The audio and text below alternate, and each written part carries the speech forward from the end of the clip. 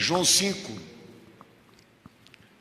capítulo 5, versículo 31, enquanto a igreja prepara o texto sagrado, o pastor Daniel me dirige aos irmãos que estão pela internet, para oficializar o culto desse domingo, dia 22/4, diretamente aqui da sede da Igreja Sinai com a Fé para as Nações de São Paulo, transmissão ao vivo, para a honra e glória do nosso Senhor Jesus, em campanha, o toque da trombeta, campanha de preparação e santificação para a vinda de Jesus. Deus abençoe os nossos irmãos.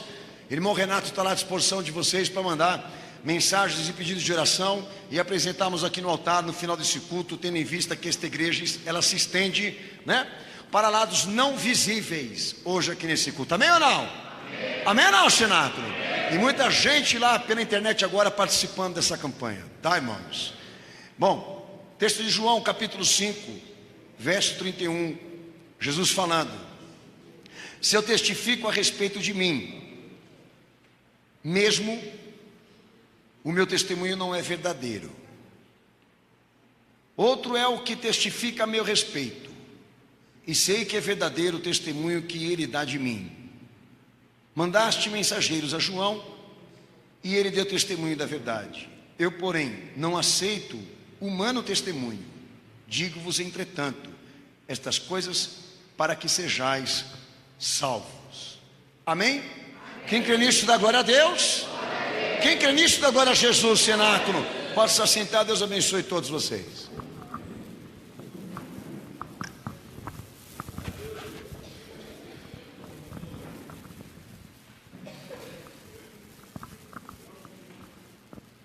Amém. Amados, o Senhor me deu orientação para pregar sobre isso hoje, sobre o testemunho maior.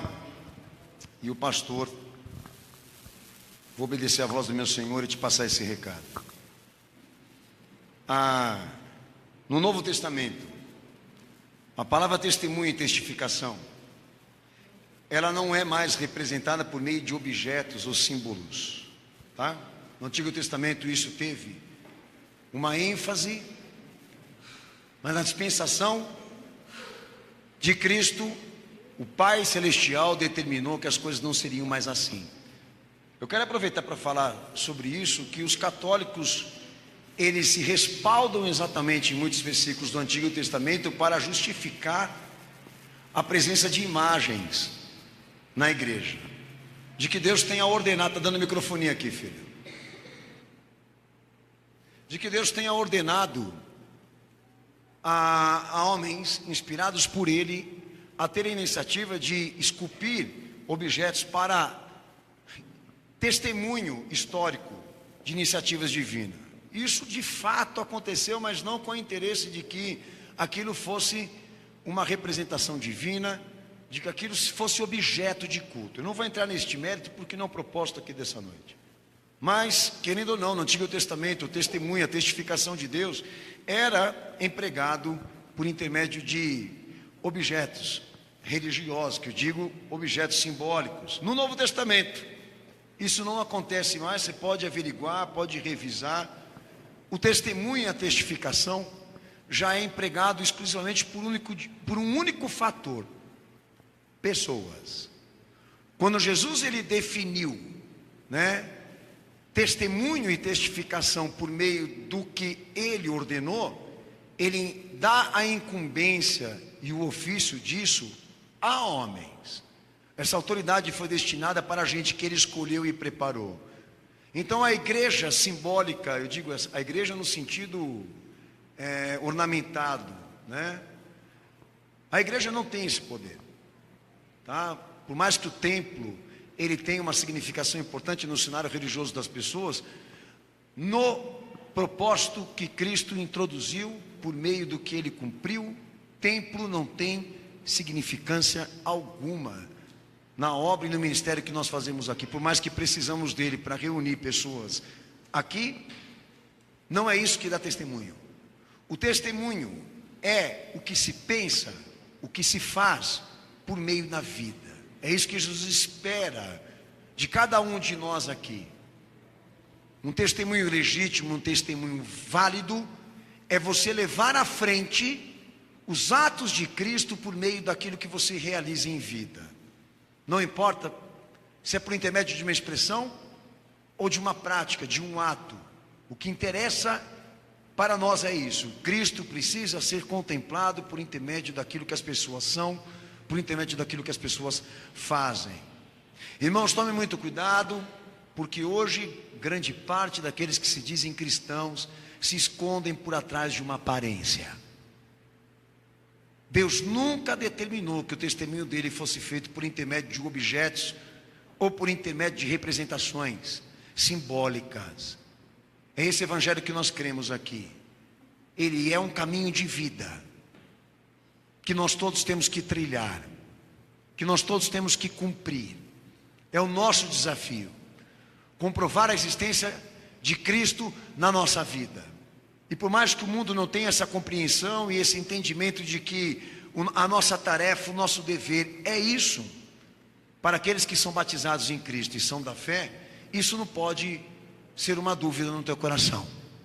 Amém? O fato de você estar dentro de uma igreja, ter a cobertura espiritual de um ministério, o auxílio de um pastor, de um líder, isso não te faz cristão, isso não te faz crente, isso não te dota do Espírito Santo, não lhe dá um nível maior que a sociedade, não lhe coloca você num status de salvação eterna ou coisa parecida, porque tudo aparentemente é relativo, pode ser como pode não ser. E depois que eu levei as pancadas da minha vida, eu aprendi uma coisa, irmãos: não julga o que você vê, porque as coisas podem nos enganar, muito, demais. Tem pessoas que chegam de uma forma, mas são outra. A mentira é muito grande aqui nessa terra. Mas tratando de questões do que diz respeito à igreja, o cristão, o que eu posso dizer aos amados irmãos, que a riqueza que está em nós, a riqueza que está aqui nesse ministério, melhor dizendo, amém, ela está toda concentrada naquilo que as pessoas fazem aqui e fora dessa igreja. No demais, os bancos, toda a organização, tudo isso, irmão, poderia estar sendo usado para o pecado, como muitos estão fazendo agora. Amém? Para um uso sistemático de interesses. Amém? Amém, Jesus? Como que uma pessoa prova que Jesus habita na vida dela? Como ela prova que ela tem o Espírito Santo? Trazendo à existência, à essência e à luz os fatos de Cristo por meio daquilo que ela realiza. As suas virtudes, o seu caráter, a sua vontade, o seu testemunho, os seus objetivos, os seus planos pessoais. Isso sim, engrandece a existência de Jesus, encorpa a existência de Jesus na vida da igreja e na vida daqueles que se autodenominam cristãos. No demais, tudo é aparente, tudo é relativo, tudo está a provar, nada ainda é fato. Fato para mim é aquele que tem atitude cristã. É isso que a Bíblia nos ensina. Amém, Jesus? Mas hoje, por orientação do Senhor, eu fui orientado a pregar sobre o testemunho maior. O que é o testemunho maior? Quando não cabe recursos humanos. Agora, só por um ato divino. Na esfera da fé e na esfera da experiência da caminhada cristã, chega uma hora na vida da gente que os nossos recursos se esgotam para nós dizermos quem somos, para nós dizermos o que cremos. Esgota esse recurso e passa a não ter mais eficácia, peso de poder, porque já foi muito repetido, nada foi provado, por mais certo e verdadeiro que seja. E Deus tem que entrar em cena para testemunhar e testificar que tudo isso são verdades, ou então tudo isso são mentiras. Nós temos esta carência de que Deus deu o testemunho dele sobre nós, de que ele deu o testemunho maior. E por mais que a gente diga o que é bíblico, que a gente diga o que é verídico, que nós possamos alegar e testemunhar aquilo que foi visto até pelas pessoas em fatos, em circunstâncias, chega uma hora, irmãos, que Deus tem que entrar em cena para manifestar por intermédio de um ato dele exclusivo o que ele sente, o que ele entende, o que ele vê, o que ele enxerga em nós, no homem ou nessa situação.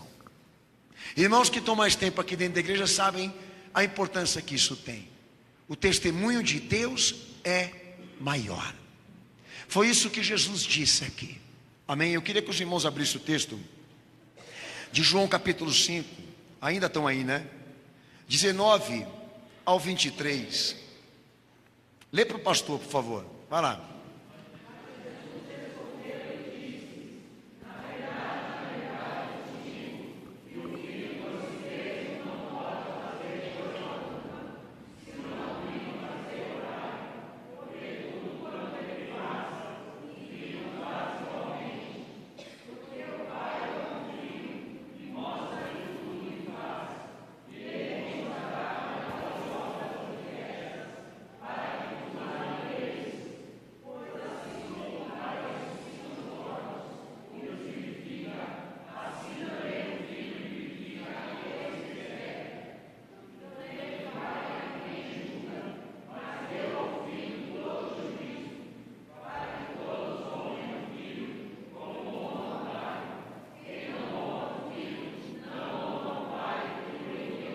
Amém. Então lá no 23, no 36, ele também fala assim: mas eu tenho maior testemunho do que o de João, porque as obras que o Pai me confiou para que eu as realizasse, não foi confiado para João, só para ele. Amém? Amém?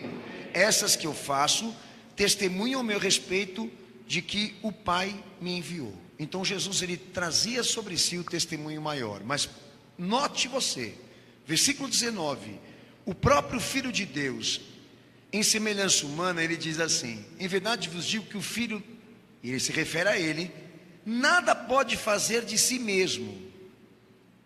Lá no versículo 31 que eu disse a vocês aqui, melhor dizendo 32, ele também fala assim: outro é o que testifica a meu respeito, e sei que é verdadeiro o testemunho que ele dá de mim. Mas olha o que ele fala no 31: se eu testifico a respeito de mim mesmo, o meu testemunho não é verdadeiro. Então João falava que ele era o Messias, mas ele dizia: o testemunho de João não é válido, e se eu disser isso, também não é.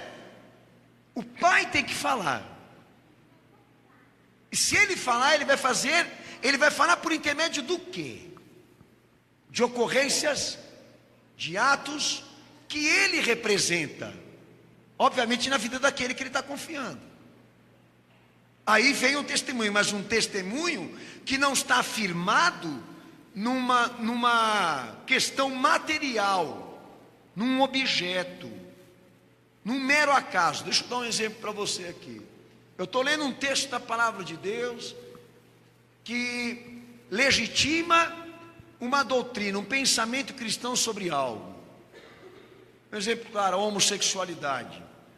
Há fundamentos, há princípios, há versículos que deixam claro que é uma opção sexual que transgride a lei de Deus. Eu estou afirmando isso pela palavra, que isso é legítimo. Ou seja, o meu pensamento, a minha introdução de proibir na educação da igreja que qualquer um aqui tenha, e eu espero em Cristo que qualquer um aqui venha a ter, amém, essa opção sexual deplorável. Ponto final.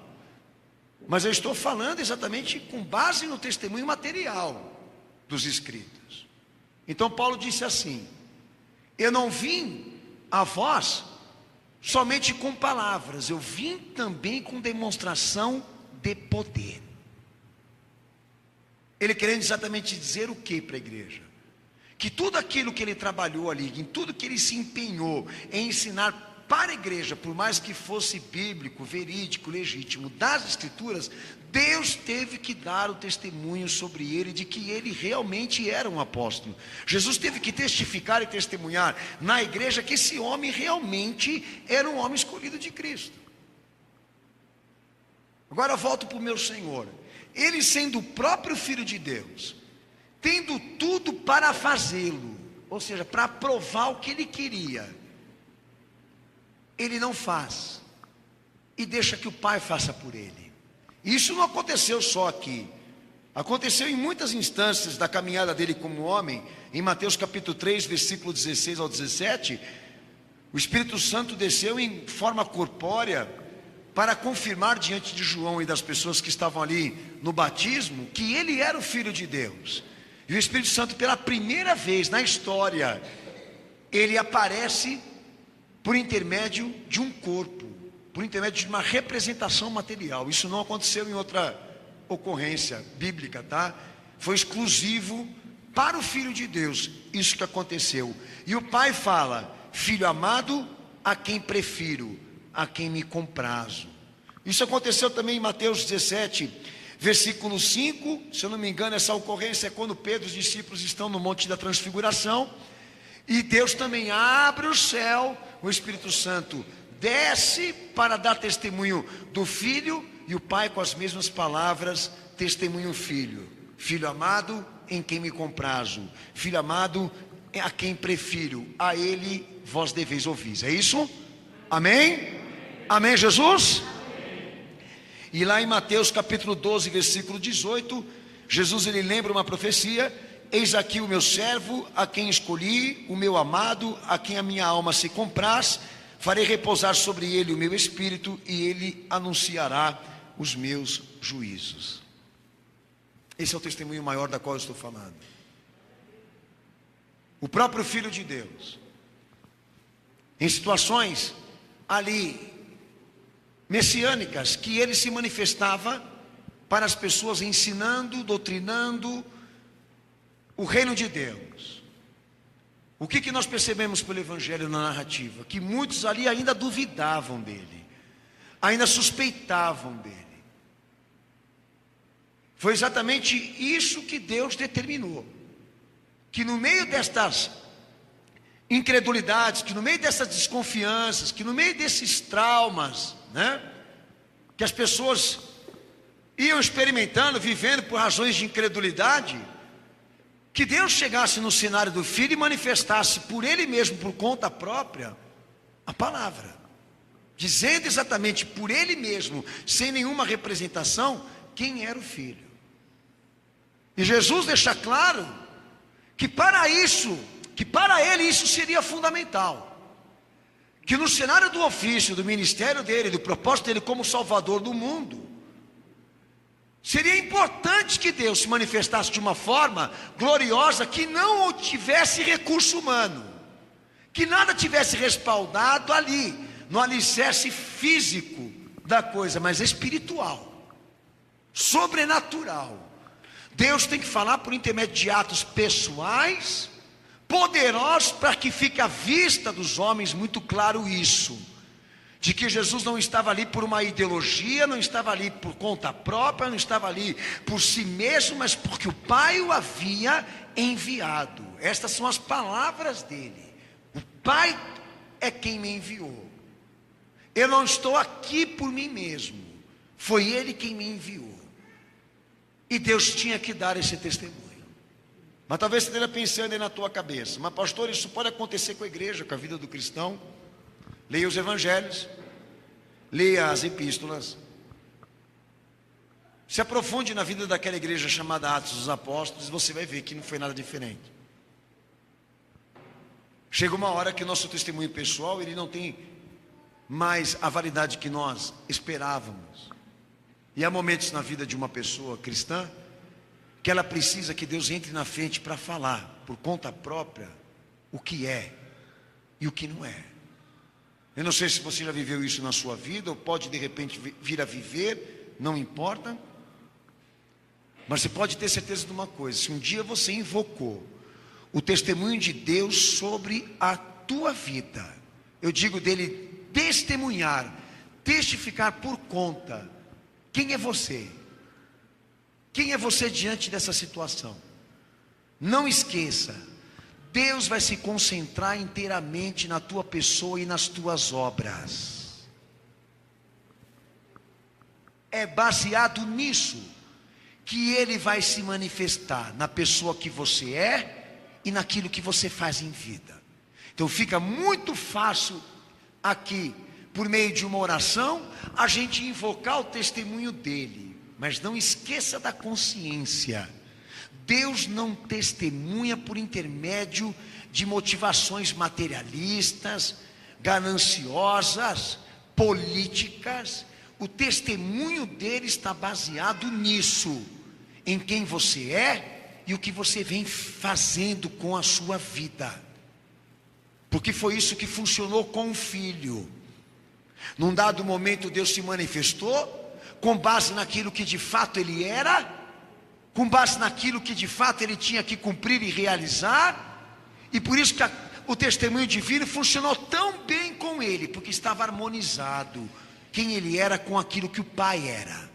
A comunhão era existente, o propósito era o mesmo, havia ali um alicerce de unidade de fé entre os dois, de uma comunhão extrema, profunda. Por isso que funcionou, porque não estava alicerçada e fundamentada em expressões autoritárias, em expressões pessoais, de alegações próprias, mas de um propósito que Deus havia assinado, que o Filho estava lá para cumprir de fato, e com propriedade, santidade e justiça, que é o que mais também interessa para nós, que ele não falhou em nenhum quesito, Então, quando Deus se põe à frente para dar testemunho de alguma coisa, Ele leva em conta a pessoa e a obra, não a expressão. Abre o texto de João capítulo 5, versículo 36, se ainda está com ele aberto, né? Melhor dizendo, 1 João 5,9. 1 João 5,9. Vai lá.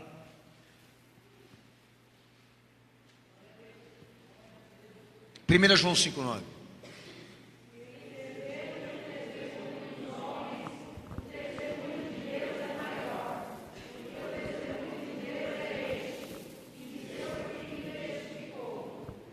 Amém? O testemunho de Deus é maior do que o testemunho dos homens. E do seu filho testificou. Porque o testemunho de Deus foi maior do que o filho. Porque pelo filho ele falou. Por intermédio de obras sobrenaturais que estavam acima da capacidade humana de realizar e cumprir. É isso que Jesus na verdade representa para nós aqui. O modelo disso. O modelo.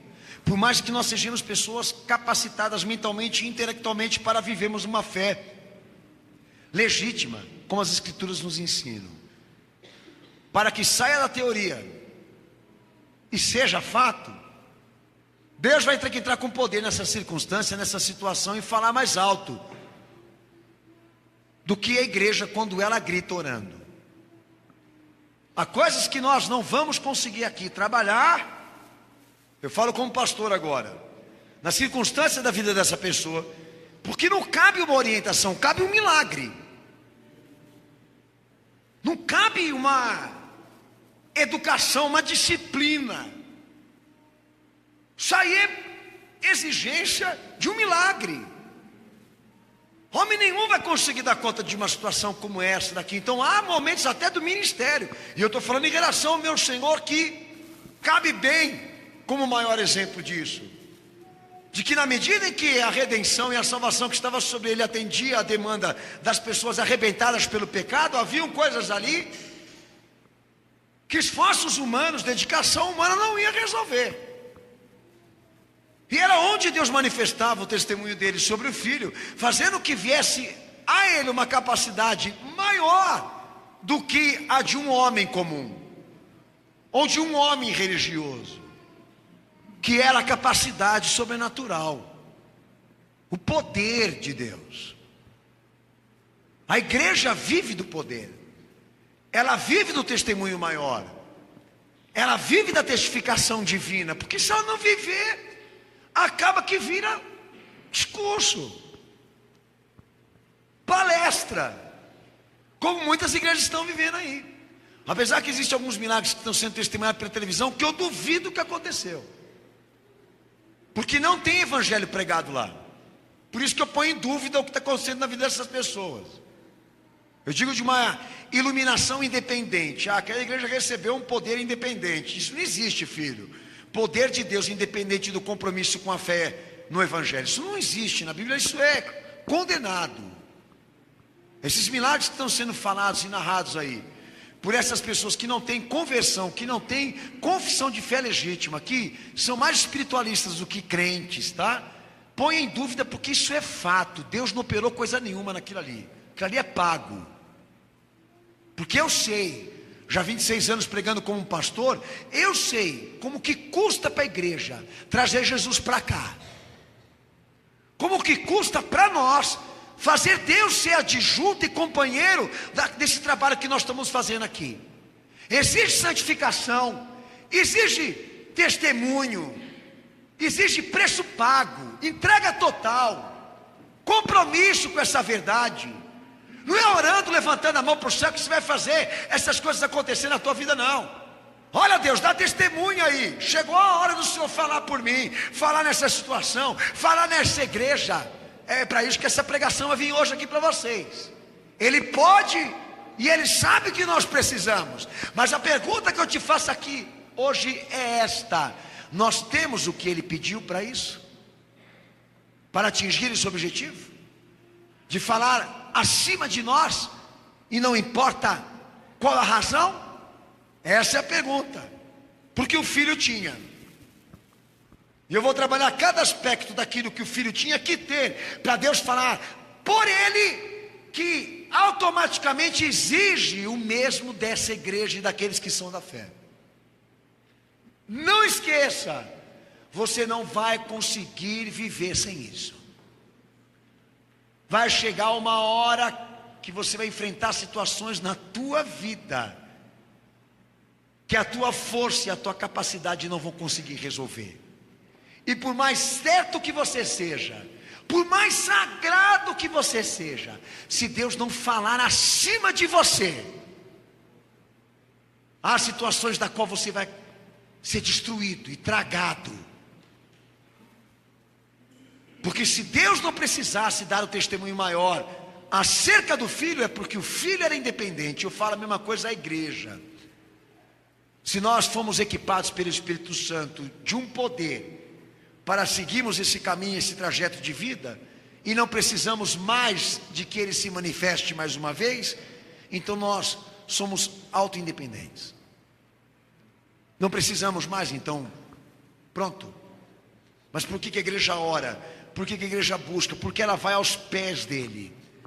Porque essa autoridade, esta graça, esse poder, Jesus concede na hora que nós precisamos.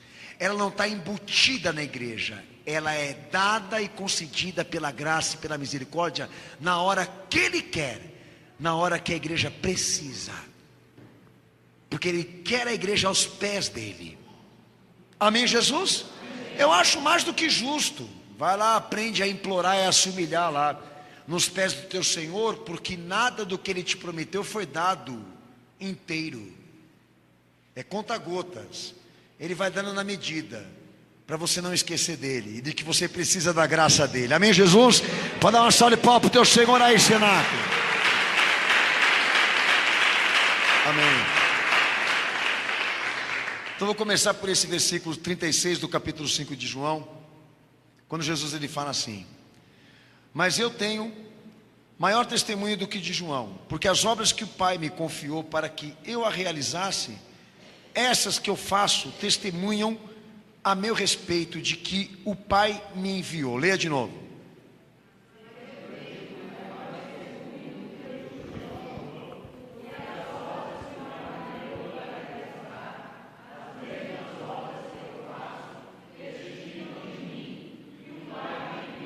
Amém. Eu disse a você que o testemunho divino ele se concentra na pessoa e nas obras dela. E Jesus não foi diferente.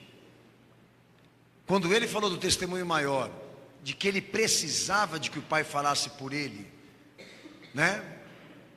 Ele deixa claro que aquilo que ele realizava ali no intento, né, no propósito de um verbo encarnado, de um Deus em semelhança humana, incorporava os atos divinos de toda a história. Ele estava lá para cumprir tudo que Deus havia falado dentro da história.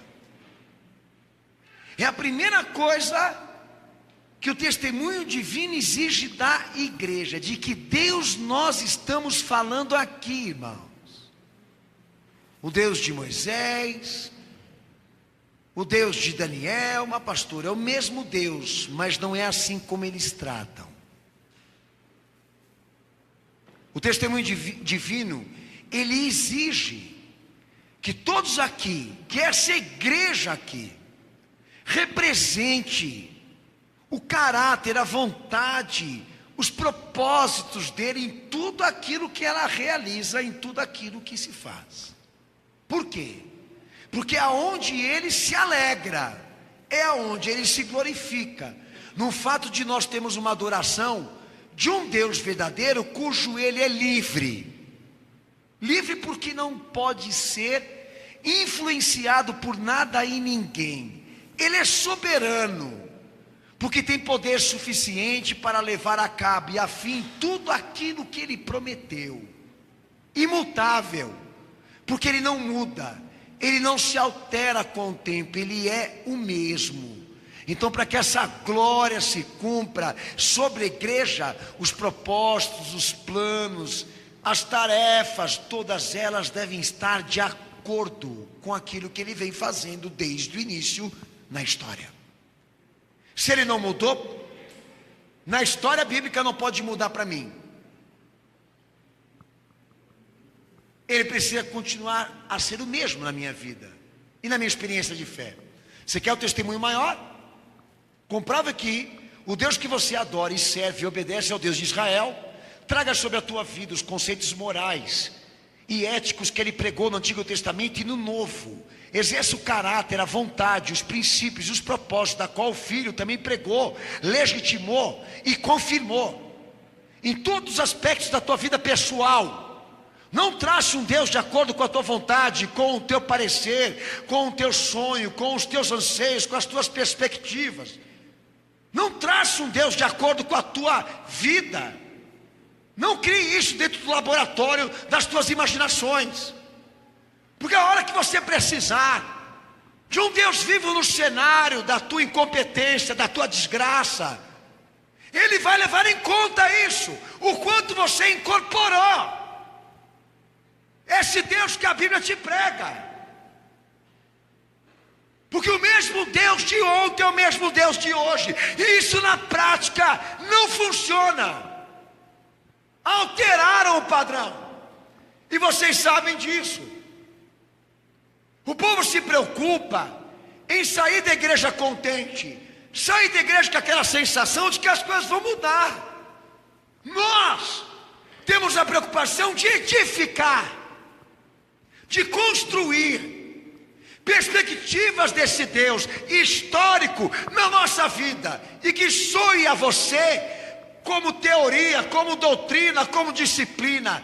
Mas eu entendo que esta preocupação disciplinar é como uma lenha que você leva ao fogo. É elemento de testemunho pessoal que faz Deus ser comovido e agir em pró ao testemunho maior, de falar sobre o homem, sobre aqueles que estão na situação que envolvem a tua vida, de que tudo aquilo ali que está acontecendo com você diz respeito a Ele também. Está no acordo. Tudo aquilo que Ele estava ali para realizar, o Pai havia dito, o Pai havia determinado, e Ele estava ali para cumprir. Isso em qualquer esfera da tua vida pessoal, casamento, profissão, qualquer coisa, ministério. Você precisa levar lenha para lá. Procurar exatamente construir a sua vida em cima dessa determinação. O que Deus definiu para o homem, você não pode excluir isso do teu pensamento e da tua prática. Porque quando você atropelar um desses fatores que Deus testemunhou sobre Ele mesmo, no que Ele criou e no Filho que Ele mandou, quando você atropelar um desses fatores, você está comprometendo a ordem da presença dEle naquilo que você vive, no testemunho dEle sobre aquilo que nesse momento você está vivendo. O Filho teve a preocupação, a igreja lá atrás teve essa preocupação, e não é diferente para nós aqui. Texto de Apocalipse 9:10. Leia para o pastor aí, por favor. Apocalipse 9:10. Vai lá, Senado.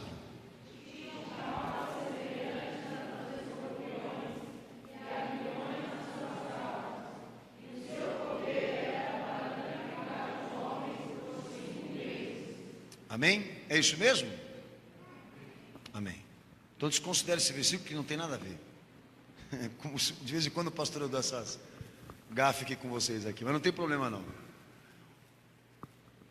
O testemunho, o que na verdade o pastor queria falar é que o testemunho apocalíptico, o testemunho escatológico de Jesus, ele transmite a nós a mesma ideia. Aquilo que ele veio cumprir faz com que as profecias sejam verdadeiras para nós que estamos aqui, ou seja, aquilo que ele veio plantar aqui, por meio de ofício, de obras, de prática, fez com que Deus desse a ele o status da glória, ou seja, de que a consumação, de que o encerramento desse plano fosse de acordo com as palavras pessoais dele. O testemunho do Filho agora é o espírito da profecia. É o texto que eu queria ler com vocês. É o espírito da profecia, o testemunho do Filho. O testemunho do Filho agora é que todas estas palavras se cumpram. Tanto que Jesus ele vai lá, em Mateus 24, em Marcos 13, Lucas 21, ele fala: quando esses sinais começarem a acontecer, sinais que ele relatou, levantai a vossa cabeça para o alto, porque a vossa redenção está próxima. Ele falava do fim, ele falava das dores, do sofrimento, do caos que viria para a humanidade. Ele trouxe relatos e previsões que condiziam com a obra dele, e que ele sabia que se ele não vencesse, que ele se não chegasse ao nível estimativa que o Pai havia determinado, estava falido. Mas porque ele chegou, e o Pai o glorificou, cada palavra que ele disse acerca do futuro, acerca da visão do fim, ela deve acontecer porque ele merece agora. Porque agora ele tem a glória. Isso para nós na prática é quando os problemas surgem para nós. Conta para mim esse problema do início ao fim. Aliás, do início, desde o início. Você conta essa história aí, vamos ver como é que é isso aí. E a pessoa começa a tratar desse problema que ela jogou na presença de Deus e quer que ele resolva agora. Olha, você falando e narrando tudo isso para mim agora, essa história começou toda errada. Ela está toda desajustada. Você tem sérios comprometimentos com isso. Você está completamente sujo nessa situação. Agora você pega, joga isso na presença de Deus e quer que Ele dê o testemunho maior acerca da tua vida, de que Ele faça uma justiça em pró a isso, para dar a você o respaldo e o resguardo dessa glória. Ele não vai dar, porque é como Jesus, para Ele glorificar, Ele precisa levar em conta o que foi desde o início. Agora o espírito da coisa é isso aí. É Deus realmente se alegrar do teu empenho, do teu desenvolvimento em toda a história dessa situação. E o que mostra aí são altos e baixos. Não incorpora o propósito de Deus, um propósito válido de Deus, que é Ele ordenar, enviar, capacitar e glorificar. É isso que o Filho representa para nós. Deus envia, capacita, e porque obedeceu, glorifica. Tudo na vida da igreja é assim também. Eu estou com uma situação da minha vida, um BO assinada aí, que eu botei lá no tribunal do Senhor, e a hora que eu colocar lá, vai ter que funcionar. Ele vai olhar para aquela história, para aquela situação da qual eu estou querendo solução, e ele vai levar a critério aquilo que eu estou ensinando para vocês aqui nessa noite. Quais são os aspectos que assemelham essa situação com ele? E não pode ter rachaduras, entende? Isso deve ter sido desenvolvido do início ao fim, sem comprometimento. Porque se tiver, alguém vai ter que se humilhar aí. Alguém vai ter que se consertar aí, filho. Por menor que seja o teu comprometimento, você vai ter que zerar isso aí. Você está jogando aqui na presença de Deus, querendo que Ele faça alguma coisa por você, e Ele não se agrada do que Ele vê. Por isso que incorpora os atos dele dentro da história, porque Ele nunca pegou um caso assim. Ele nunca pegou em defesa gente como esta. Ele nunca falou em defesa de pessoas como esta. E você foge do padrão de homens que ele falou, de homens que ele abençoou, de situações da qual ele se fez presente. Agora você quer se iludir de que a igreja, o pastor, vai ter poder para te representar neste cenário? Você é maluco. Porque não é o que a Bíblia te ensina, certo? Porque o filho, o próprio filho, precisou revisar O próprio filho tinha preocupações em não falhar em algum desses quesitos, porque ele sabia que o objeto da glória, do advento da recompensa dele, naquilo que ele veio fazer aqui, dependia de que ele fosse preciso. Ô pastor, a coisa é tão estreita assim, filho, por isso que muita gente não dá certo na fé. É mais fácil xingar a Deus do que entender isso. É mais fácil ficar bravo com Ele do que revisar, refletir nesses aspectos. Porque eu coloquei aqui um casamento cheio de problema, entendeu? E em cima do púlpito o diabo pôs um retardado para ficar dando aulas sexuais, para ficar dando orientações libidinosas, imorais, tendenciosas, alicerçadas em visão econômica e materialista, que é como as igrejas estão fazendo nesse quesito. Mas a bênção de Deus é isso aqui, ó. O alicerce dele na família, o alicerce na igreja, o alicerce dele na vida de uma pessoa, ele leva em conta quem ela é e o que ela faz. Você pode ser você pode ser ótimo no sexo, você pode ser ótimo no teu trabalho, você pode ser perfeito em tudo o que você faz, mas ele dá testemunha acerca de você, ou de qualquer outra coisa, você vai precisar ser muito melhor do que isso, justificar que a tua história condiz com a dele, que essa situação na qual você trouxe para ele poder ser Deus na tua vida, ela está condizente, ela está harmonizada com aquilo que ele realizou dentro da história.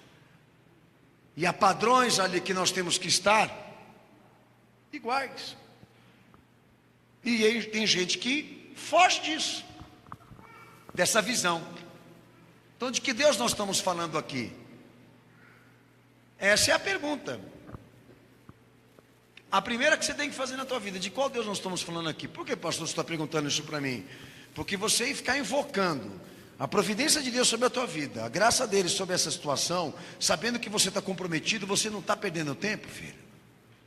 Não seria melhor você pegar e ir lá se arrepender, consertar a tua parte e deixar na mão do Senhor para que ele faça alguma coisa em favor, em resposta a essa humilhação, em resposta a essa honestidade, do que ficar batendo o pé no chão, levantando a mão para o alto, declarando uma coisa que Deus não está com vontade de dar, nem propósito ele tem para dar. Por isso que o pastor diz aos amados irmãos: coxo, anda; paralítico, anda. Isso não é uma questão de profetizar, é de ser justificado. A fé desse homem vai justificar, o entendimento de que Deus vai levantar ele e ele vai ser um crente, de que esse milagre realmente vai valer a pena na vida dele. Não é uma questão de eu determinar e com a autoridade que ele me deu fazer isso acontecer. Quem já tentou fazer isso percebeu, como eu, teve momentos na tua vida que não funcionou. Com quem aconteceu isso? Levanta a mão. Pastor, eu orei e o demônio não caiu. Um exemplo: eu orei e falei: sai, Satanás, dessa vida, e o diabo ficou lá, não caiu. Já aconteceu comigo. Ah, pastor, eu não tenho fé. Não pensa assim. Deus julgou de uma forma diferente aquele procedimento. Ele achou por bem, talvez não ser assim, ser de uma outra forma. E esse é o real desafio nosso, de enxergar que para que ele seja adjunto dessa situação que eu estou vivendo, precisando e carecendo da graça, óbvio, isso precisa estar harmonizado com a forma dele trabalhar dentro da história. Para uma igreja de Atos chegar até os nossos dias, com os mesmos milagres, com o mesmo testemunho, com as mesmas ocorrências, nós precisamos trazer as virtudes desta igreja para cá, o testemunho dela para cá, a vida dela para cá, porque se os milagres aconteciam lá, se o poder descia lá, se Jesus operava e fazia a gente até transladar, nós não temos que ficar focados no poder, mas quem eram aquelas pessoas e o que elas viviam. Os presbiterianos, eles dizem que o que aconteceu lá não pode se repetir. É fácil você falar assim, Mas Jesus diz que os sinais vão seguir aqueles que creem. E esse é o problema do movimento pentecostal. Eles não querem trazer a igreja para cá, eles querem trazer o poder. Ô filho, traz a igreja para cá. Traz homens idôneos como aqueles para cá, gente compromissada com o evangelho para cá. Traz aqueles convertidos para o século 21. Bota esse povo aqui no nosso meio para orar, no nosso meio para testemunhar, para falar deles, da vida deles, das suas objeções, dos seus pensamentos. Olha o quanto vai ser incompatível que aquele povo vivia com o que nós vivemos hoje. Mas vocês querem o poder, mas não querem trazer aquela igreja para cá. Eu só creio se eu vejo. Então você vai continuar sem ver, amigão, porque o testemunho maior exige de você a história de Deus na tua história. Então você vai ficar sem o testemunho mesmo, e perder o seu tempo à procura de referências que mal têm autoridade para cuidar de si mesmo, que não podem salvar a si próprio, como tu mais salvar a vida do outro. Meus amigos, o pastor foi ferido e as ovelhas se dispersaram. Aconteceu isso com o Filho de Deus. Quem somos nós para exigirmos de Deus que não sejamos aqui alvejados e alcançados por tribulações e retaliações? Depois que o filho foi ferido, a igreja também foi. E é inevitável o sofrimento por causa da fé. O que eu quero dizer, que mesmo debaixo do poder a igreja padece. Mas a glória é essa, que Deus esteja em cada uma dessas circunstâncias, operando fora e dentro de cada uma delas, porque lá no final, quando nós precisarmos que Deus fale acima de nós, esgotou tudo, não adianta mais eu falar, não adianta mais eu alegar, não adianta mais eu dizer, ninguém me escuta, ninguém me ouve, ninguém me leva em consideração, ninguém me respeita nessa situação, Senhor. Quando nós chegarmos lá no final, que Deus vai entender que agora nós precisamos de um milagre, de uma ação própria dEle. Ele vai levar em conta a tua história, Ele vai levar em conta a tua pessoa, Ele vai levar em conta as tuas obras. Agora, se você quer continuar vivendo dessas provinhas, se chover hoje é porque Deus confirmou, se sair um céu azul sem nuvens é porque Deus confirmou. Se você quiser continuar vivendo dessa mediocridade, fica à vontade, porque nós não vivemos disso.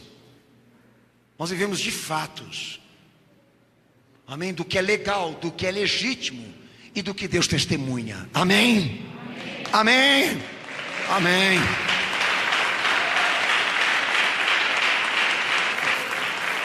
Eu falo para vocês, se nós conseguimos trazer a igreja de Atos para cá, que eu tenho dúvidas, porque aquela lá tem um testemunho muito maior do que esse aqui. Mas se nós conseguimos trazer um pouco dela para cá, é esse certificado que essa porta não vai fechar, que essa obra não vai falir. É a história dela, mas não é de quem a fundou.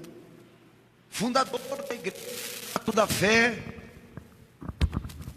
fundador da igreja Cenáculo da Fé para as Nações, pastor Daniel, nada disso.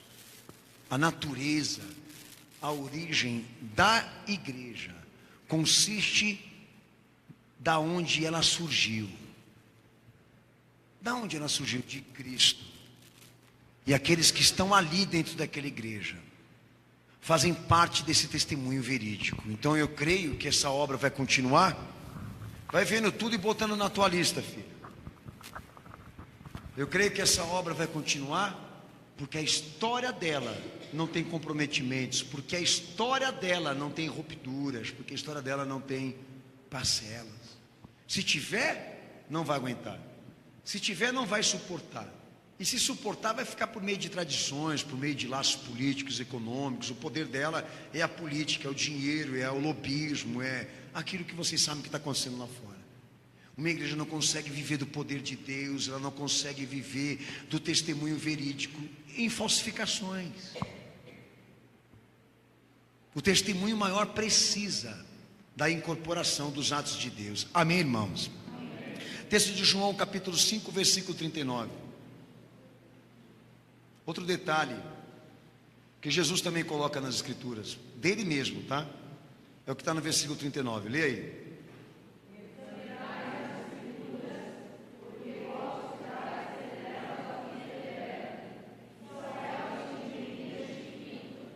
Amém.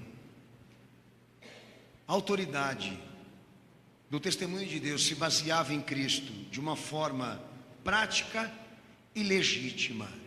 Ou seja, o instrumental é a prática, o verdadeiro é o legítimo. Examina as Escrituras e julgue por intermédio delas se o que eu estou falando é verdade ou não. Aí é aquilo que eu falei para os irmãos, o testemunho de Deus, ele também age por intermédio daquilo que é bíblico, por intermédio daquilo que é testamentário, por intermédio daquilo que foi relatado e testemunhado por Deus dentro da história. A Bíblia é um dos maiores testemunhos de Deus dentro da igreja. E essa é a forma como Jesus usufruía da autoridade, sendo legítimo naquilo que ele ensinava e naquilo que ele vivia. Isso é um outro argumento forte para o testemunho maior, de Deus realmente comprovar, de Deus realmente ter a ciência de que nós aqui não falhamos, de que nós aqui não erramos, sobre a vontade dele, que é uma coisa que obviamente muitos não estão adequados, não estão confirmados, não estão certos, em conserto. Por que a preocupação, pastor, da precisão? Por que a preocupação do ser bíblico, de ser tão fundamentado por essa questão? Porque a hora que você pedir, ou a hora que você declarar alguma coisa, Deus ele vai julgar se é procedente. Um exemplo disso: olha, Senhor, eu já perdoei, mas não adianta perdoar, porque a coisa continua mesmo como antes. Esgotou meu recurso, não dá o que fazer, não dá mais. Se ele julgar, ele vai dar o parecer. Se ele julgar por certo que você realmente não tem mais nada, nenhuma dívida com aquela situação, ele vai julgar teu parecer. Mas se ele achar que você não tem que continuar perdoando mais algumas vezes, você vai continuar perdoando. E isso obviamente você vai ter que ouvir da boca dele, não do pastor. Mas em compensação você é uma pessoa abençoada, porque você ouviu e Deus testificou. Não, fica mais um pouco aí nessa situação aí, trabalha mais para que a minha justiça se cumpra. E você vai ter que trabalhar. O que ele quer? Que do outro lado você tire todos os argumentos, que ninguém tenha nada do que falar contra você, ou mal do que falar contra você. E na medida em que essas pessoas realmente abusarem da tua boa vontade, do teu bom testemunho cristão, e Deus entender que realmente agora ele tem que passar a espada e pôr a mão em todo mundo, ele vai fazer. Mas não esqueça, você não é melhor do que elas. Deus só está julgando a situação. E para ele dar um parecer dele ao teu favor ou a favor dessa igreja, o testemunho pessoal de cada um aqui tem que estar muito bem ajustado, muito bem trabalhado. Ao ponto de nós dizermos assim: procure nas escrituras aí alguma coisa da qual eu falei, me convença de que eu falei está errado, me convença de que o que eu fiz transgride os princípios. Algumas vezes já tive que entrar em defesa do meu ministério, da minha vida, da minha pessoa, dessa forma, diligentemente. Isso não é pecado não, viu gente? Mas chega uma hora que fica insuficiente, parece que você está sendo egocêntrico, parece que você está sendo orgulhoso. Mas aprenda a se defender, porque o próprio Filho de Deus fez isso. Pode examinar aí. Se existe alguma coisa da qual os profetas falaram que eu não estou cumprindo no vosso meio, examinai as Escrituras. E a autoridade deles se baseava nisso, nos fatos verdadeiros, nos fatos que condiziam com aquilo que estava escrito. Lógico que você não vai sair com uma Bíblia aberta na cara de todo mundo lá fora. Não é isso que o pastor está falando. Eu falo dentro da esfera da fé, de pessoas que estão aqui na igreja, que até dentro da igreja sofrem esse bullying, essa perseguição, de serem julgados de maneira errada, de maneira maldosa, por aquilo que estão vivendo. E é normal que você possa falar, você tem direito. Veja na palavra de Deus se o que eu estou fazendo é contra o que Ele me pede. Não é, eu vou continuar fazendo. Pode até me perguntar, você tem certeza disso? Óbvio, vou me manter. Quanto à questão de pastor, vixe, de doutrinas de disciplina, é o que mais contestavam comigo. Exclusão de membros, o que mais contestavam comigo. De não saudar aqueles que estão em rebeldia, então, cansei de dar citações de texto sobre isso, né? De saudar, que eu quero dizer condizente, de se harmonizar com essas pessoas, de ter um vínculo social com elas, tá? Tinha que ser quebrado segundo as orientações apostólicas, que eles tinham que se envergonhar, mas acenando para eles, eles não vão sentir vergonha. Enfim, cada atitude minha aqui nesse altar, ou minha dentro da minha casa, da minha família, o testemunho maior tinha que estar certificado o seguinte: a tua autoridade é porque você está certo, é porque você está bíblico, é porque você realmente foi preciso naquilo que Deus te pediu. Então, quando se esgotar os recursos disso, do testemunho, né, pessoal, que o objeto é a fala, é a circunstância, é a ocasião, esgotou. Então espera que Deus vai falar. Espera que Ele vai se manifestar. Até lá eu sei que vai te doer muito. Vão tentar te bombardear, vão tentar te humilhar, vão tentar te diminuir, vão tentar te esculachar, vão te julgar de todas as formas mais injustas que você pode imaginar. Mas não perca a razão. Não caia na lábia deles. Eles estão tentando para te tirar fora do sério. Eles estão querendo te levar para a esfera da baixaria. Segura as pontas aí, meu irmão. Guarda o teu testemunho imaculado, sem mancha, porque na hora certa e no tempo certo Deus vai falar acima de toda essa gente, acima de tudo isso que está aí agora desorganizado. Deus vai colocar a mão e vai provar em quem a vontade dele se cumpriu. Eu não vi acontecer isso sobre essa situação, mas enquanto isso não me vem, qual é a minha preocupação? De que eu não feri os princípios, de que eu não feri as normas. Mateus 3,15. A causa é legítima, se for, espera. É prática de fé isso? Se não for, espera. Que vai vir chumbo. Se for, espera que Deus vai falar. Mateus 3,15, lê aí.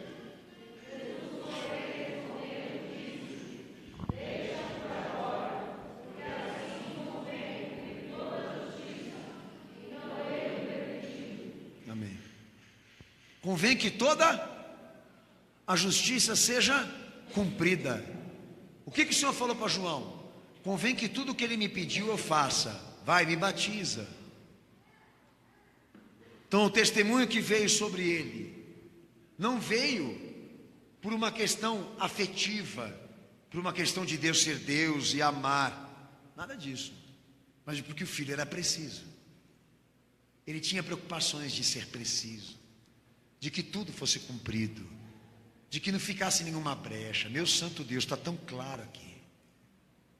A autoridade de Deus, ela reside nessas preocupações, de você elaborar, planejar e formar um bom testemunho na tua vida para a qual você seja salvo, seja qual a situação for. Nós precisamos de que Deus fale sobre muita coisa da nossa vida. Nós estamos precisando que Deus fale sobre muitas situações da qual nós estamos afogados, sem alternativa. Amém ou não? Amém. O que nós temos que fazer hoje então? Tratar separadamente cada uma delas. Eu falei como pai, eu falei como esposo, eu falei como pastor, eu falei como profissional, foi desonesto, foi cambalacheiro, eu falei. Se eu falei, então eu vou ressarcir. Então eu vou me humilhar e vou me consertar, ao invés de ficar aqui pedindo para Deus resolver no meu lugar. Mas se estou certo de que o que está nas escrituras eu cumpri sobre essa situação, e eu já pensei, já orei até, pedi para Deus falar comigo: Senhor, eu errei alguma coisa, eu falei alguma coisa, e continuo orando, porque pode ser que sim. Quem que não erra aqui? Mas se ficar comprovado que não há mais nada do que fazer, do que diz respeito a mim, o que eu aguardo agora? Que Deus fale por mim. Mas antes que você exerça o direito de Deus dar um testemunho pessoal dele sobre a tua situação ou sobre você, veja se o que você tem lá é lenha e não cinzas. Veja que se você colocou lá na presença de Deus, pode ser queimado por Ele. Porque há coisas que Ele não queima, tipo pneu, carcaça de carro. Entendeu? Deus não queima isso, filho. Não vem desovar lixo aqui na presença dEle, não. Não vem querer esconder os erros da tua vida, porque Ele é misericordioso. É isso aí. Qual o padrão da história que você tem que incorporar? Deus não advoga canalha e não defende situação errada. Não é isso que Ele provou na história? Não é isso? Então não perca tempo com as tuas preces. Se você tem ciência de que tem comprometimentos, a melhor coisa então é você trabalhar os teus comprometimentos antes de colocar na presença dEle, para que Ele dê o seu testemunho pessoal. Romanos capítulo 14, 23, Paulo diz, né? Nada pode contra a verdade a não ser pela verdade. Romanos 14, 23, leia aí o texto.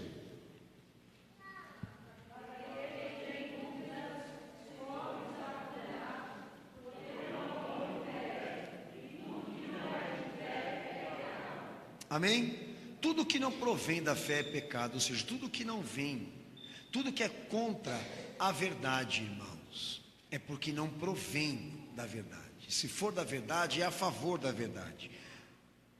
O que Paulo quer dizer é exatamente o quê? Aquilo que o pastor, na verdade, está orientando aqui. A situação é essa. Provém da fé. Traz o testemunho, traz o cumprimento do padrão. Tem a essência, os elementos que Deus se agrada. Tem o rosto de Cristo. Espera aí. Deus vai agir. Não tem? Não cabe intercessão, nem acolhimento. Cabe conserto, que é a orientação que eu dou para vocês. Quer ajudar alguma pessoa que está lá fora? Não iluda ela com as tuas orações. Prega para ela. Ensina para ela o caminho. Você pode salvar uma alma, ao invés de você encantá-la com as suas orações, para que ela sinta que você é uma pessoa muito piedosa. Eu gosto de gente que fala a verdade, e por mais que ela doa. Se tem uma coisa que eu repudio nas pessoas, é a falsidade. Fala a verdade. Se disser a verdade para ela, você for se transformar inimigo dela, ela não merece você, irmão.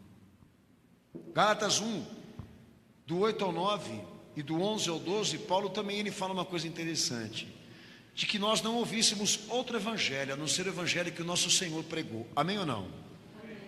Se um anjo vos vier pregando um outro evangelho, uma outra verdade, que não foi o que Cristo pregou, seja excluído, ou seja excluído qualquer coisa, ou qualquer um, que for contra o que ele pregou. Na essência, o que Paulo está determinando aí. Nós cremos na verdade que Cristo pregou. E a autoridade que nós usamos aqui é o que ele falou. Então, se o que ele falou traz o aspecto daquilo que eu trabalhei, daquilo que eu vivo agora, eu sou o cara que pode esperar. Eu vou ver o desfecho dessa situação com Deus testemunhando ao meu favor. Não sei quando, não sei como, mas sei que ele vai vir. Eu estou certificado nisso, de que tudo que eu vivi nessa história aí provém da fé justa. Você tem trabalhado isso? Você tem revisado, você tem parado para pensar sobre a tua história, sobre a tua vida, sobre a tua pessoa, sobre o que você é. Você é o elemento que Deus quer derramar o poder hoje aqui, e Ele pode fazer isso? Você está preparado para isso? Você se preparou para isso? Ou dentro desse corpo existe uma história que é uma mescla de cristianismo com falsidades, de evangelho com mentiras, de evangelho com comprometimentos iníquos, deploráveis, perversos? Você não entende? Deus, Ele age com princípios, Ele não age por motivação política, Ele não age por social, Ele faz porque Ele quer fazer, porque Ele é Deus. Então, à vista dEle, nós estamos sendo julgados hoje aqui. Então não se iluda de que você vai sair aí dotado de poder para realizar coisas que os homens não podem, simplesmente pelo fato de que você professa essa fé, de que Deus vai agir e vai manifestar o poder dele em tudo daquilo que você ora ou apresenta na face dele. Não se iluda, você vai ser julgado como eu, e avaliado como eu, e como o filho também foi, que na cruz ele gritava: Pai, Pai, porque tu me desamparaste? Não porque ele duvidava do Pai, mas porque ele mesmo duvidou de si próprio, porque pensava não ter chegado à estimativa do Messias que Deus queria que ele fosse. Então o céu se abriu, as rochas se partiram, a terra estremeceu, e ele falou de novo, o ressuscitando e o glorificando, e fazendo ele voltar à vista de todos aqueles que não creram nele e creram nele, de que ele venceu. A etapa da glória, da vitória, da conquista, da resposta de Deus sobre os servos, sobre o filho, só chegou no fim, quando Deus havia recebido o testemunho que ele esperava do filho. Agora eu aqui, o bonitão da Barachita, vou imaginar que vai acontecer comigo diferente. Deus vai ignorar toda a trajetória do Daniel, todos os meus comprometimentos, porque a única coisa que Ele quer agora na minha vida é me colocar como cabeça diante daqueles que me humilharam. História de Robin Hood.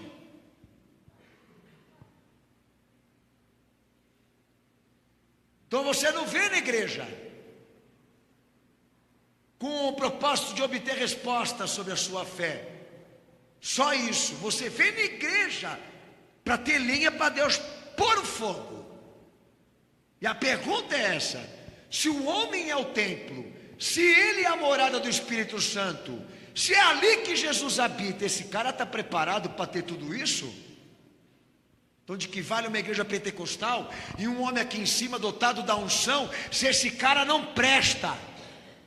Se ele não vale nem o que ele come, mas vai receber, pastor, só na sua cabeça, que ele vai receber outra coisa, é a condenação do fogo do inferno. Texto de João 5,30. Um outro detalhe apresentado pelo nosso Senhor a nível de doutrinação: quando o testemunho maior depende da incorporação da totalidade de Deus, da autoridade instrumental e verdadeira das Escrituras, também da natureza do homem e da sua reação com Deus. Olha aí o que João 5,30 fala. Lê.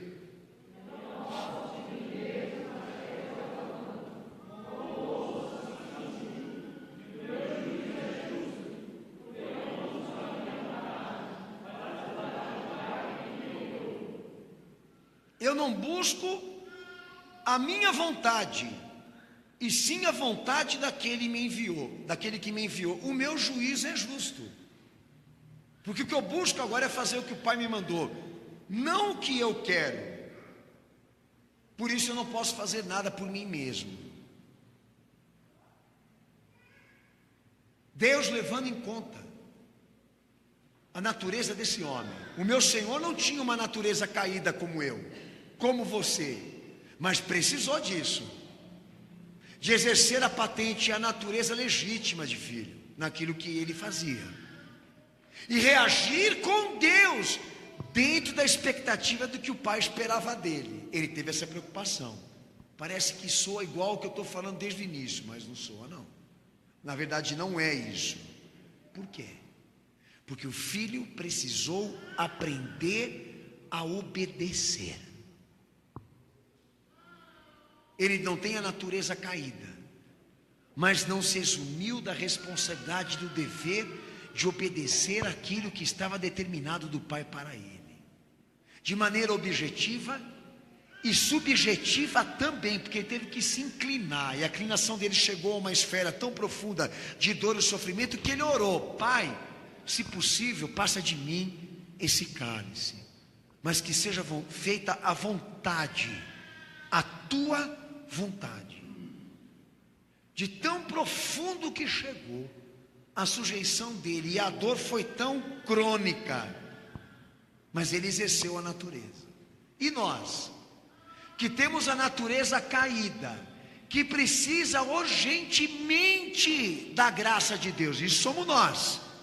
O filho não precisava, mas nós precisamos cair ali nos pés dele e suplicar. Amém ou não? Amém. Lembra o texto de Paulo? Paulo, a minha graça te basta, pois o meu poder se aperfeiçoa na tua fraqueza. Todas as vezes que Paulo ia lá e orava para que Jesus desse a ele solução para aquilo que o envergonhava e o humilhava diante de Satanás, Jesus dizia para ele: a minha graça te basta, Paulo, pois o meu poder está se aperfeiçoando na tua vida por intermédio dessa situação. Então foi-me dado aquele espinho na cara para que eu não me exaltasse, disse ele. E nós não sabemos nem o que era, mas ele entendia que ele estava sofrendo aquilo ali, porque Jesus queria que ele ficasse aos pés dele. Você tem exercido a natureza do caído? De precisar ou buscar a graça dele e a misericórdia dele, ou você se sente num corpo independente, de alguém que vem para a igreja só para desencargo de obrigações, para orgulho religioso? Você vive aos pés de Cristo constantemente? Qual a tua reação quando Deus fala? Qual a tua reação quando Deus te ordena alguma coisa? O que você sente naquela hora? O que você pensa? O que passa por dentro de você? Ele sabe tudo.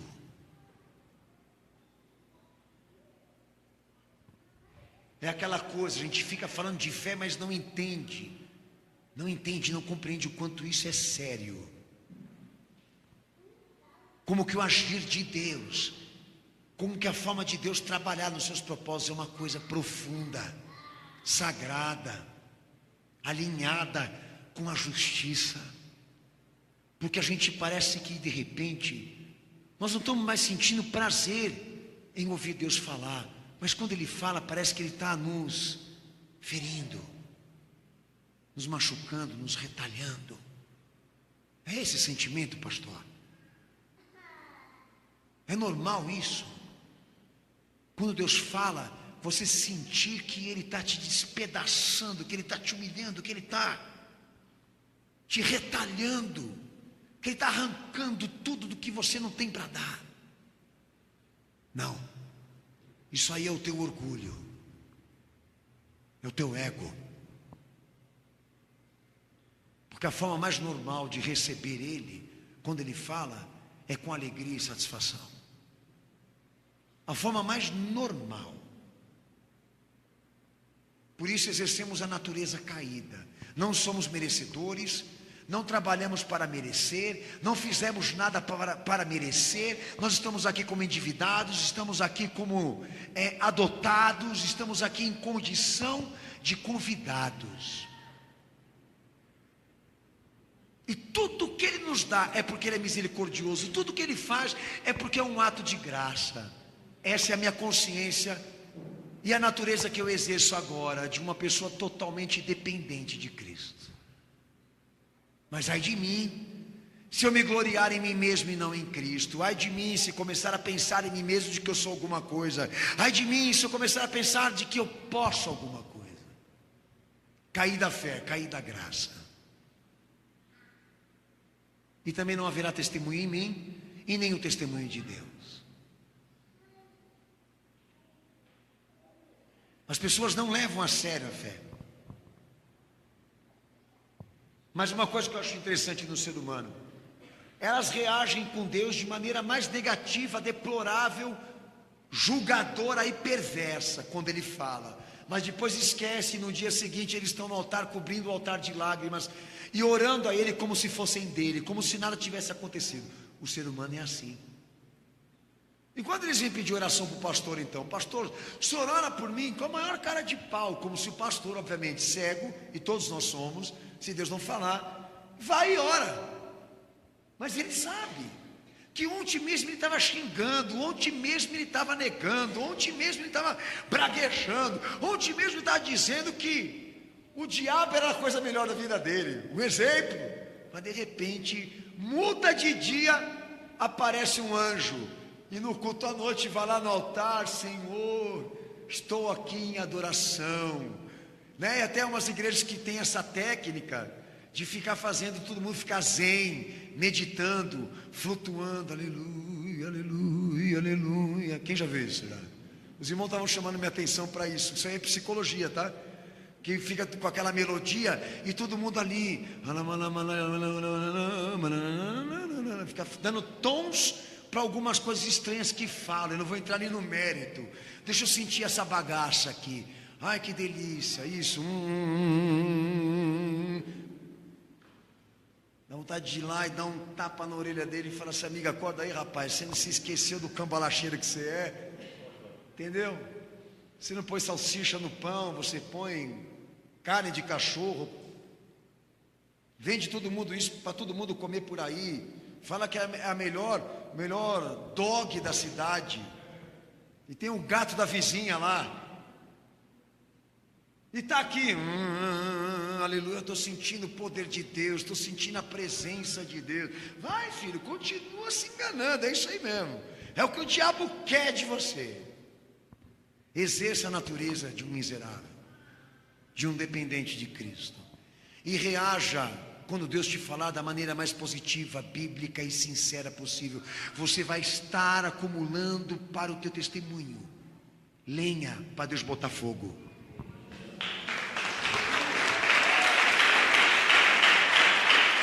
Lá em João 17, do versículo 1 ao versículo 9, olha o que o Senhor fala dele e do Pai. Eu só vou ler um versículo para não cansar vocês, irmãos. Tendo Jesus falado estas coisas, levantou os olhos ao céu e disse, Pai, é chegada a hora, glorifica o teu Filho, para que o Filho glorifique a ti. Até aí tudo bem, né? Assim como lhe conferiste autoridade sobre toda a carne, a fim de que ele conceda a vida eterna a todos aqueles que o deste. A vida eterna é esta, que te conheçam a ti, o único Deus, verdadeiro, Jesus Cristo, a quem enviaste.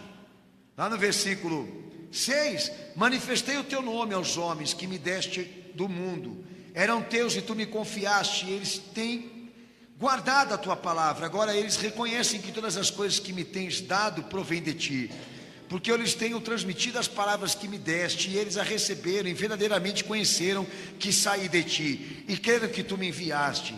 É por eles que eu rogo, não rogo pelo mundo, mas por aqueles que me deste, porque são teus. E lá no versículo 21 ao 23, a fim de que todos sejam um, e como és tu, ó Pai, em mim, eu em ti, também sejam eles em nós, para que o mundo creia que tu me enviaste. Eles tenho transmitido agora que me tens dado, para que sejam um como nós o somos. eu neles e tu em mim, a fim de que sejam aperfeiçoados na unidade, para que o mundo conheça que tu me enviaste e os amaste, como também amaste a mim. Amém?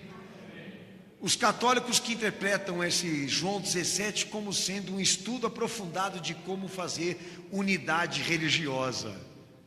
Jesus não estava pregando entre ele e o Pai e os discípulos vínculo social e vínculo religioso. A unidade que ele está empregando aí se baseia na comunhão recíproca, na comunhão dos fatos da verdade doutrinária.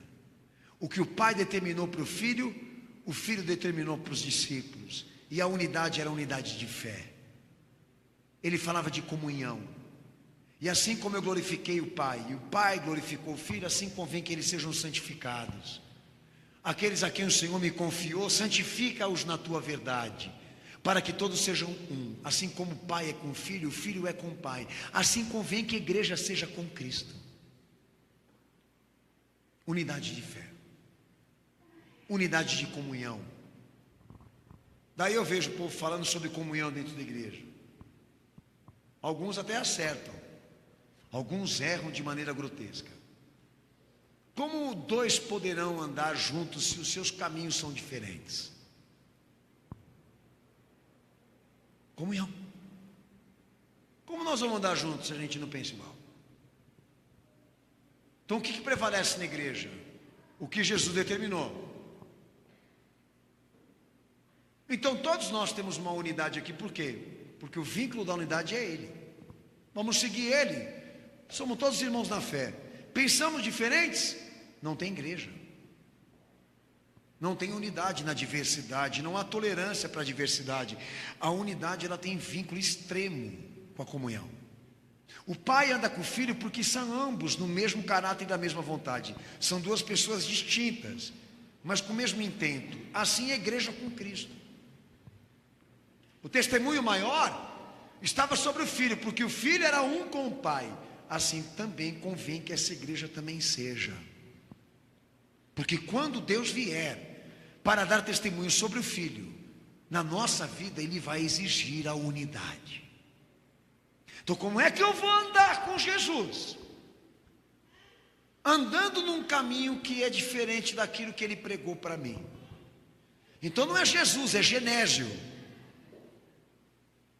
Porque se for Ele mesmo, o Cristo, como é que você vai dizer que você está com Ele? Como que você pode alegar uma coisa desta, se a tua trajetória de vida não condiz com aquilo que Ele pregou? Porque Ele precisa ter comunhão com você. Ele precisa olhar para mim e você e ver o recíproco. Não chegaram lá para o Senhor dizendo: Senhor, a mãe dos discípulos, prepara lá do teu lado 2 cadeiras para os meus 2 filhos sentar. E ele disse para ele: olha, essa condição só compete o pai dar. Só o meu pai tem autoridade para dar aos teus filhos uma cadeira lá ao meu lado. Mas o que eu posso dar, eu dou. O batismo e o cálice, para que eles bebam. Quando ele falava o batismo, ele falava o batismo do arrependimento. E do cálice, o sofrimento pela causa. Ele quer comunhão. E Ele quer dividir a glória dEle com aqueles que trajetaram, caminharam todos os aspectos humanos dEle aqui em vida. Vem, Senhor, fala sobre isso aqui. Deus olha e fala: não há nada aí da qual me compraz, da qual me alegra, da qual me regozija, da qual me glorifica. Eu olho para isso e tenho vergonha. É mais ou menos o sentimento de Deus. Por isso que é mais fácil resolver na esfera judicial, na bala, no tiro, na facada. Porque na fé você não vai conseguir resolver essa bagaça não. Que está cheio de calombo. Está cheio de coisa errada aí. Daí a gente fala isso, eles zarpa, sai fora. Tanto que é verdade, você pode ver, o povo que arruma amante, sai da igreja ensinar pela fé. Quer roubar no emprego? Tem que sair da igreja ensinar pela fé, porque se ficar, Deus vai revelar. Não dá para ficar aqui fazendo essas tramóias, essas trapaças. Ele vai sair. E toma cuidado com eles, que quando eles saem, eles arrastam 4, 5, 6. E culpa todo mundo que está dentro aqui. As irmãs não prestam. Quem presta é elas que saíram daqui. É assim, sempre assim, não vai mudar. Não fiquem doloridas. Entendeu? As porcas sempre vão falar das que estão aqui assim. Mas o que interessa para nós é que Deus olha e gosta do que Ele vê. Eu não trabalho para agradar homens, trabalho para agradar a Ele. Entendeu? Eu não caminho com você, eu caminho com Ele. Você quer ser meu amigo? Vem junto. Você quer ser meu irmão na fé? Anda como eu ando, seguindo as pisaduras do meu Senhor.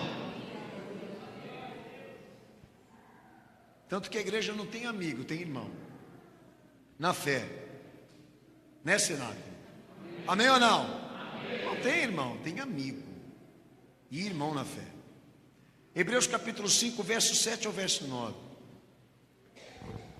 Vou encerrar esse texto aí. Hebreus capítulo 5, versículo 7 ao 9. Leia em voz alta para o pastor, por favor.